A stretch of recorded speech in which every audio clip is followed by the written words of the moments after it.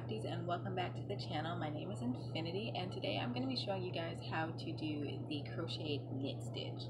So I have a swatch already with the crocheted version, and I have a knitted version that I'm going to compare and contrast with. So we're going to pan on down and get started on this tutorial. Okay, so here you can see that I have swatched these two little pieces in the same color. I don't know why, but I put a stitch marker in one so I can know which one that I knitted, even though it's fairly easy to see which one's knitted and which one's not. So this is the crocheted version of the knit stitch, and to me it feels really weighty. So I want to talk a little bit about tension. Your tension with this project, if you are like me and you're a little heavy-handed with your tension, you shouldn't use the recommended gauge, in my opinion, for this project. So I used a Red Heart Super Saver for this particular swatch, and the recommended gauge for that is a 5.5 millimeter, and frankly I started with the 5 millimeter because that's my go-to, and I found it a little difficult to work the stitches if I worked them with this, so I switched to a 5.5 and I had a much better time. For the sake of today's video, I will be using a size J hook. This is a boy crochet hook. Got knitting on the brain. And so a J is a 6 millimeter in US terms. And so with this, I want you to notice how that looks like purling. Like, isn't it fabulous? I adore this stitch. When you work it up, the yarn feels thicker, even though you obviously know it's not. It feels like a more solid piece of material, and I really like that about this pattern. So if you wanted to make a cardigan out of it, this would be a good stitch to use. Yeah, I have no complaints. This one is my little knitted swatch. And for those of you that follow my Instagram and other social media, you'll know that I do occasionally knit. Purling, I love the way it looks, but I don't necessarily like purling. And so if we look at this on the right side, you can see where these little V stitches are in there. It kind of looks like a rib pattern. It kind of looks like what we have here. Kind of this odd hybrid, but I just wanted to kind of show you guys that. And then there was that clip at the beginning with my deepest concentration face. Purling has always been an issue for me.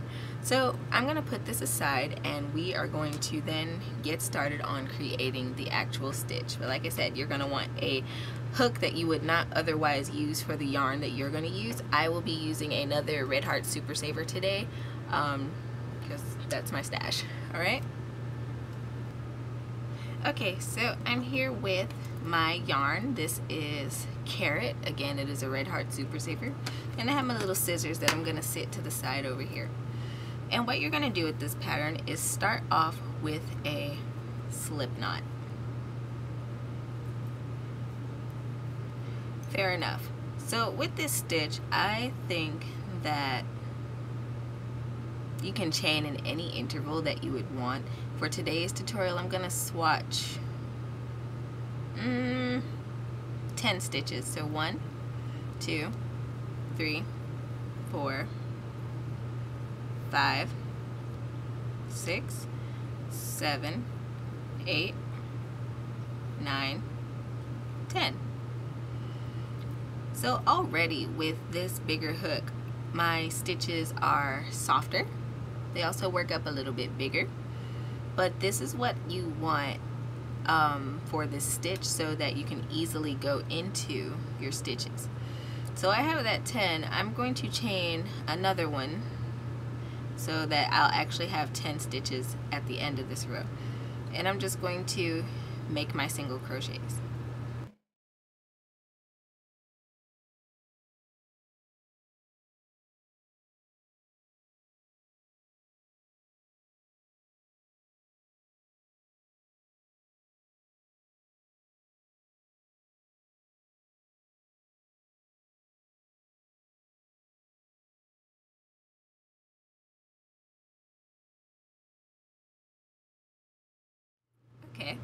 that's fair enough.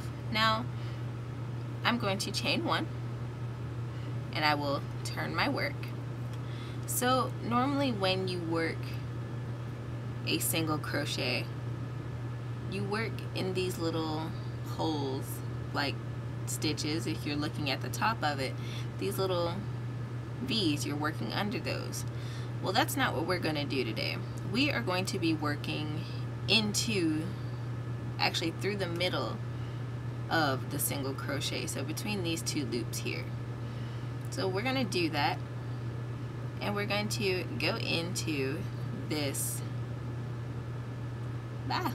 first one,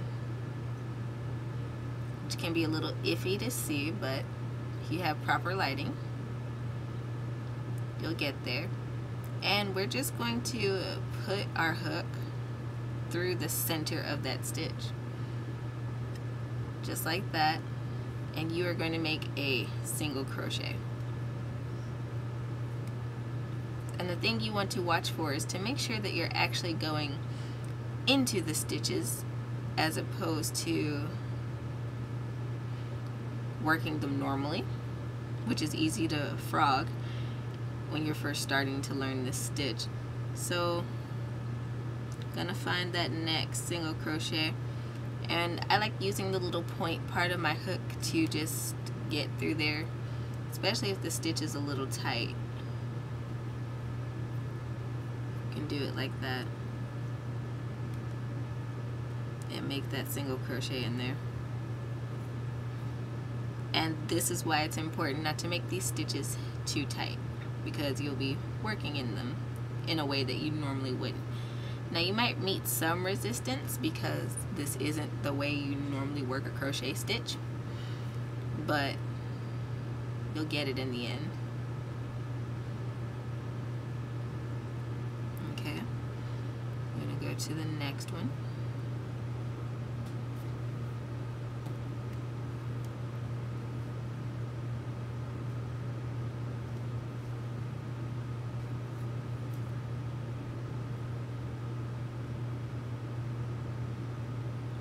Find the next one, and I find that the longer you work this pattern, the easier it is to see the stitches. So just bear with me. And oops, I just pulled that so tightly.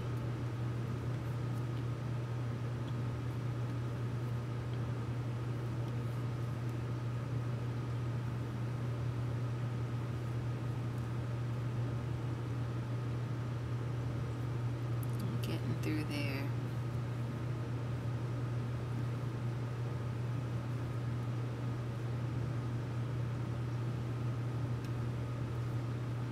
And doing the next one.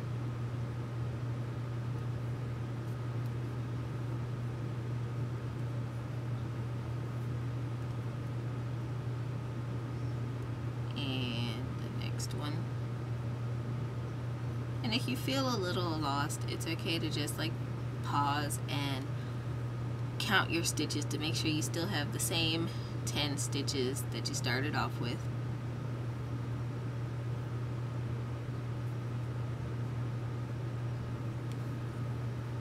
Or keep counting your head, either way. There we go. And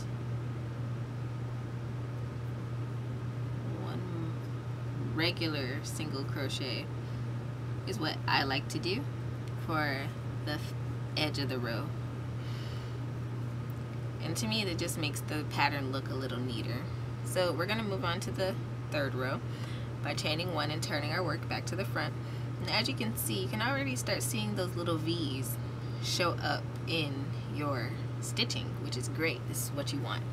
And it's a little easier to see it on the right side of your work than it is on the other side. The stitches are a little cleaner looking in my opinion. So we're just gonna go right through the middle of that little guy. It's a little tight there.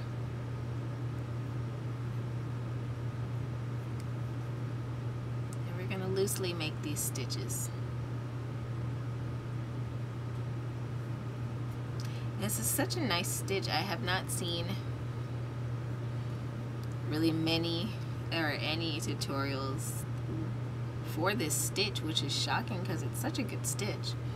And you get a nice solid swatch of work or piece of fabric in the end by the time you finish like working up all the stitches and stuff. And that was a regularly worked stitch. Oh no.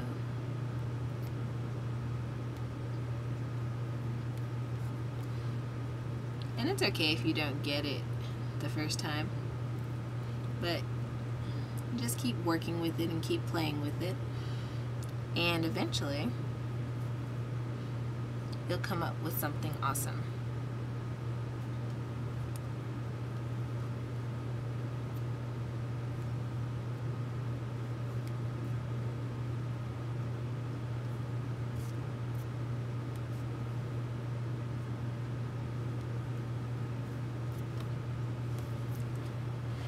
And obviously the thinner your yarn is, the more difficult it's going to be to do this, but you'll also get a more knitted effect. So to each his own. If you want to try that, go for it. But I find that a nice worsted weight yarn, or probably even larger, would work just fine. I think I got to see this stitch worked with a bulky yarn and it worked up lovely, so I recommend even trying that.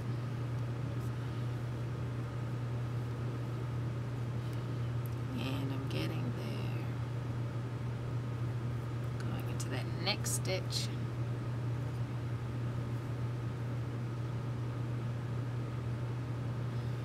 and going into this next stitch,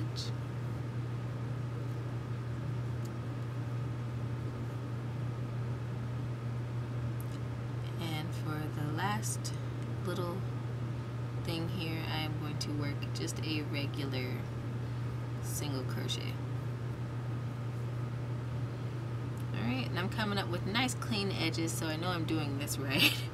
It's not V-ing out at all, and it's looking pretty good. So I'm going to pause, and I am going to work a few more rows so I can have another swatch to add to my collection, and I'll meet you back when I am finished.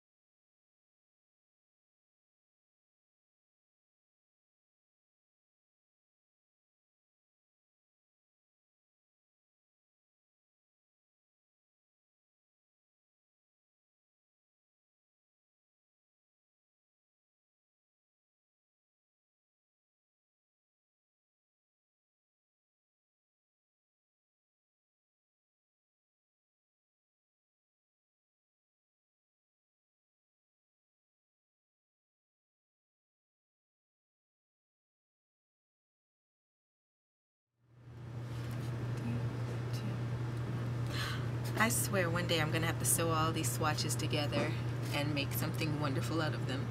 So I did a few more rows off camera, and as you can see, it's worked up much similar to the other one.